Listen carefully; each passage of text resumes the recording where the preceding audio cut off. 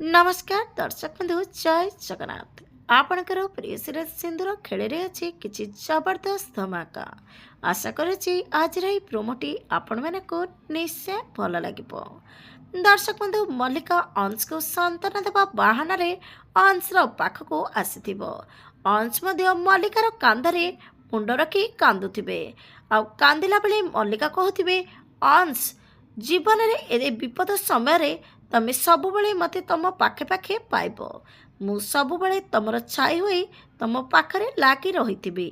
ତାପରେ ଠିକ୍ ସେତିକି ବେଳେ ଆଦ୍ୟାର ଆତ୍ମା ସେଠି ପହଞ୍ଚିଯିବ। ଆଉ ଏସବୁ ଦେଖି ସେ ବହୁତ ରାଗିଯିବ।